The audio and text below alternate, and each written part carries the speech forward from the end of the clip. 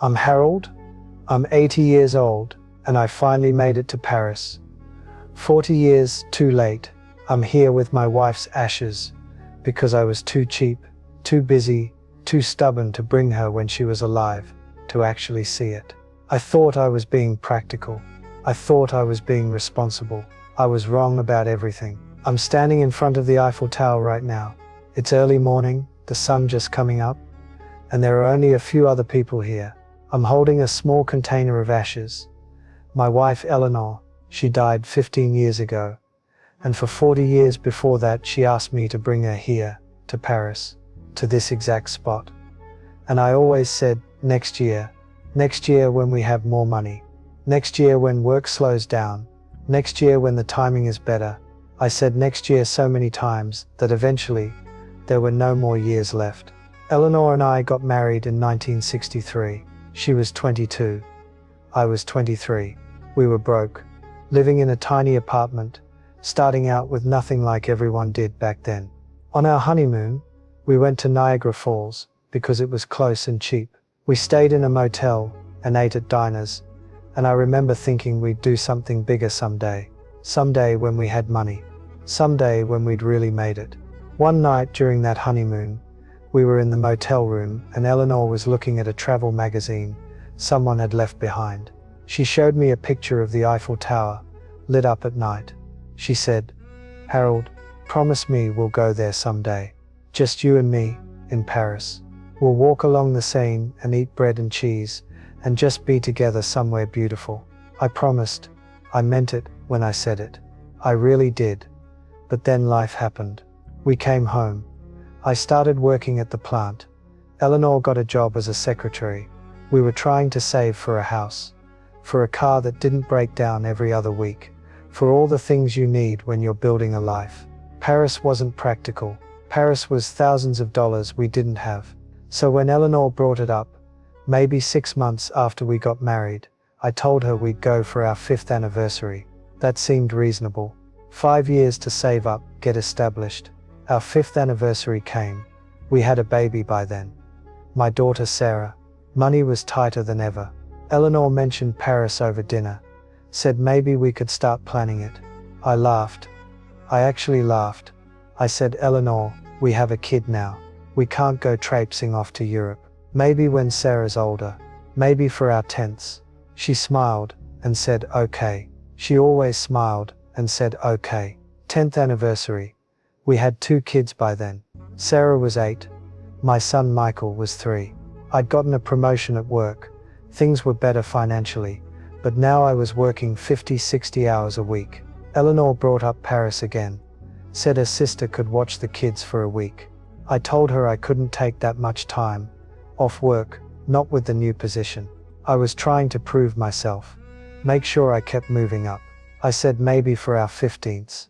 Surely by then, we'd have more flexibility. She said, "Okay." 15th anniversary. The kids were teenagers. Expensive teenagers. Sarah wanted to go to college. Michael needed braces. I was making decent money by then. But it all went somewhere. Always somewhere important. Somewhere necessary. Eleanor mentioned Paris one night, while we were doing dishes. She said she'd been looking at packages, off-season deals that weren't too expensive. I dried a plate and told her we needed to be smart with money. The kids' education came first. Paris could wait. We had time. We'd go for our 20th. I promised. 20th anniversary. I'd been promoted again. Good job. Good salary. But more responsibility. More stress.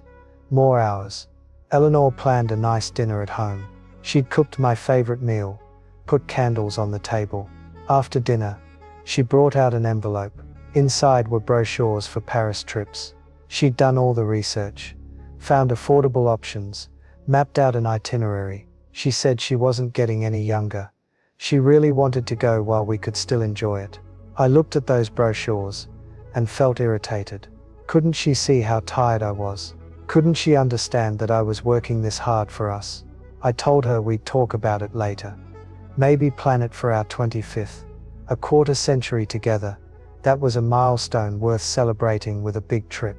She put the brochures away and didn't bring it up again for 5 years. 25th anniversary. Eleanor made dinner reservations at a nice restaurant. She didn't bring brochures this time. She just asked, quietly, if I remembered promising we'd go to Paris.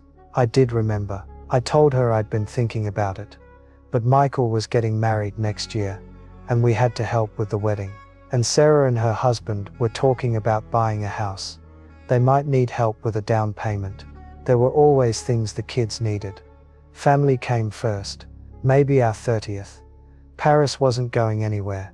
Eleanor got quiet. She didn't argue. She just nodded and changed the subject. But something shifted that night. She stopped bringing it up, stopped showing me pictures from travel magazines, stopped planning imaginary itineraries out loud while we watched TV.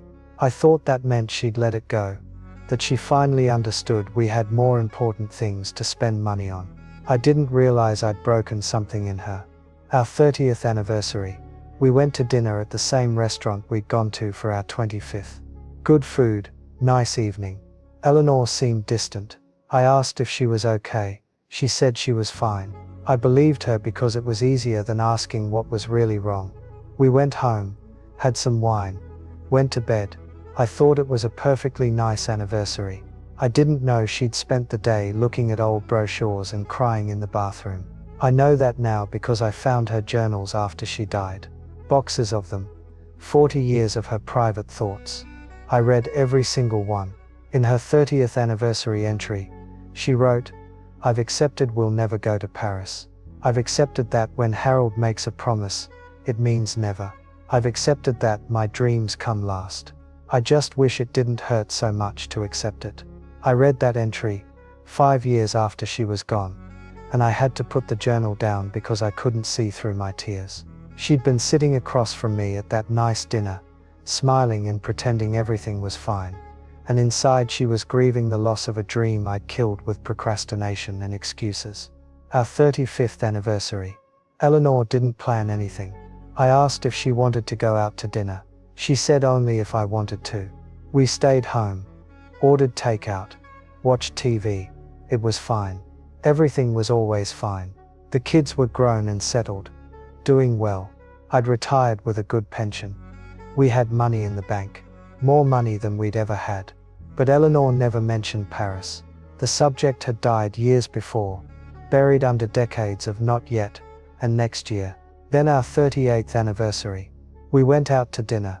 Nice place, expensive wine, somewhere between the appetizer and the main course. Eleanor said something I'll never forget. She said, Harold, do you remember when I used to talk about Paris? I said, of course. I did. She said, I don't want to go anymore. I was relieved. I thought it meant we'd finally moved past it. She continued, I don't want to go because I'd rather have never been than go without the feeling I had when I still believed we would go. Back then, Paris was hope. Now it would just be proof that it took you 40 years to care enough. I didn't know what to say. I told her that wasn't fair, that I'd always cared. We just had other priorities. She smiled that same smile she'd been giving me for 4 decades and said, I know, Harold. I was never the priority. I understand that now. We finished dinner in near silence. That was one of the last real conversations we ever had. 6 months later, Eleanor was diagnosed with pancreatic cancer, stage 4. The doctor said maybe 6 months, maybe a year if we were lucky. We weren't lucky. She had 4 months. 4 months of hospitals and treatments and pain and fear. 4 months of me sitting beside her hospital bed, holding her hand, watching her disappear a little more each day. Near the end, when she was on morphine and barely conscious, she squeezed my hand and whispered something. I leaned in close. She said, Harold, I wish we'd gone to Paris. Then she closed her eyes and never opened them again. She died 2 days later. Those were her last words to me. Not I love you. Not goodbye. I wish we'd gone to Paris. I've replayed that moment a million times. I've thought about every excuse I gave. Every time I said next year. Every reason I put Paris off. And you know what? None of them mattered. The kids would have been fine. Work would have survived without me for a week. The money we saved by never going. It's still sitting in the bank earning interest for nobody. We could have afforded it 100 times over. I just never wanted to spend the money. I was terrified of spending money on something that wasn't practical, wasn't necessary, wasn't an investment with tangible returns. But here's what I learned too late. The memory of holding my wife's hand on top of the Eiffel Tower would have been worth more than the entire balance in my retirement account. The photo of us eating croissants in a cafe in Montmartre would have been more valuable than the house we saved up for. The experience of seeing her face light up in the place she'd dreamed about for 40 years would have been priceless. But I treated it like a frivolous expense, like throwing money away. After Eleanor died, I didn't know what to do with myself. The kids checked on me, invited me over for dinners. Everyone said time would help, that the grief would get easier. It didn't. It got worse, because every day I was confronted with what I'd done to her. Every day I thought about 40 years of broken promises. Every day I lived in the house I'd insisted we save for, sleeping in the bed I'd insisted we needed, surrounded by all the practical things I'd prioritized over her one dream. 10 years after she died, I was cleaning out the attic and found a box of her things. Inside were all those old travel brochures, yellowed and faded, maps of Paris she'd marked up with places she wanted to see, a French phrase book she'd bought in 1975 and never got to use, and at the bottom, a travel journal she'd bought at some point, completely empty except for the first page. On that page she'd written just one thing: Harold and Eleanor's Paris adventure someday. I sat in that attic and sobbed, real gasping sobs, like I hadn't cried since her funeral, because I finally understood what I'd done. It wasn't just about Paris. It was about telling the woman I loved for 40 years that her happiness could wait, that her dreams weren't as important as my fear of spending money, that someday was good enough when someday never comes. That's when I decided. I was 79 years old. I'd been alone for a decade, and I was going to Paris. Not because it would fix anything, not because it would make up for anything, but because I needed to stand in the place she'd dreamed about and tell her I was sorry. I needed to see what I'd denied her. I needed to understand exactly what my refusal to spend a few $1,000s had cost both of us. I booked the trip. 2 weeks in Paris. First-class flight. Because what's the point of saving money anymore? I stayed in a nice hotel. I ate at expensive restaurants. I spent money like it didn't matter. Because I finally understood. It doesn't matter. Not really. Not compared to what matters. I brought Eleanor with me. Her ashes. I'd kept them in an urn at home for 15 years because I couldn't decide what to do with them. Now I knew. I was bringing her to Paris. Better late than never. Except it is too late. And that's the point. I followed the itinerary she'd marked in those old brochures. The Eiffel Tower, Notre Dame, the Louvre, the Latin Quarter, the Sap. I walked the streets she'd wanted to walk. I sat in cafes she'd wanted to sit in. I saw everything she'd wanted to see. And every single moment was torture because she should have been there to see it with me. She should have been holding my hand, gasping at the architecture, trying out her French phrase book, taking pictures we'd show the kids. Instead, I was alone. An 80-year-old man walking around Paris by myself with an urn of ashes in my bag.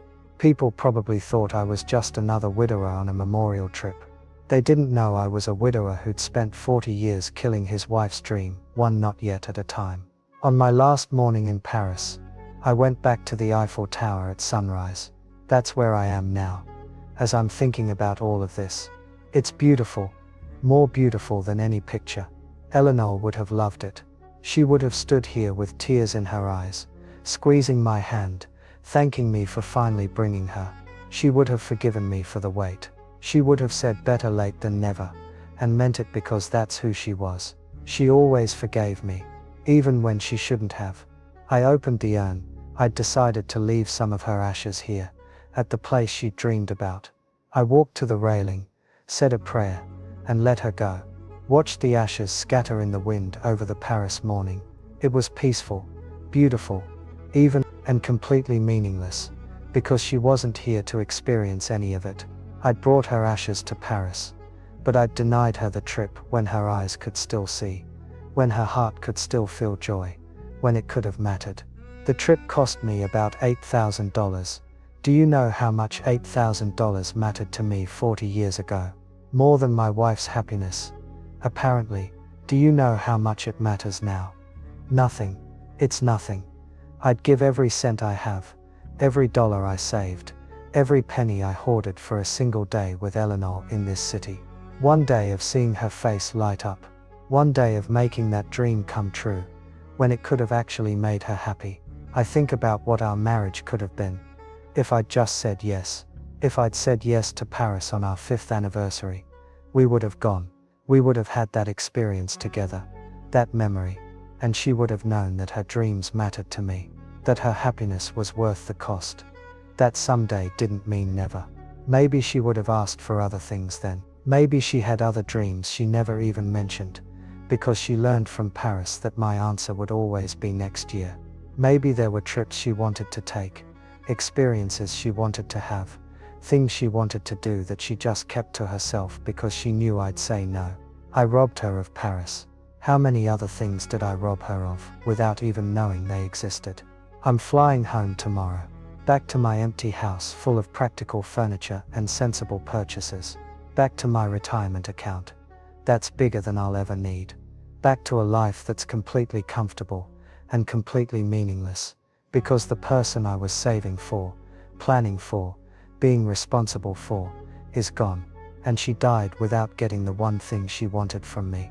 If you're reading this and you have someone in your life who has a dream, something they keep bringing up, something they've asked for, please don't make my mistake. Don't say next year.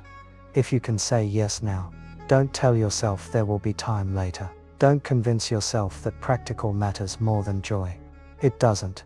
Nothing practical matters more than making the people you love happy, while they're still here to be happy. I have all the money I need. I have everything I saved for, and it's worthless. All of it. Worthless. Because I can't spend it on the one thing that would have mattered. I can't buy back time. I can't purchase a trip with Eleanor when she was alive to take it. I can't invest in a memory we never made. I'm standing here in Paris, in the place my wife dreamed about for 40 years, and I finally understand. I didn't save money by saying no. I lost everything by never saying yes. The cost of this trip was nothing. The cost of not taking it was my wife's happiness, our shared memories, and my peace of mind for the rest of my life. Next year became never. Someday never came. And now I'm 80 years old, standing alone in Paris, scattering my wife's ashes at the place I should have brought her 35 years ago. Don't do this. Don't be me. Say yes now. Make the trip now. Create the memory now, because the cost of waiting is everything you'll never get back. Eleanor, I'm sorry. I'm so sorry. I finally made it to Paris. I finally kept my promise. I'm just 40 years too late.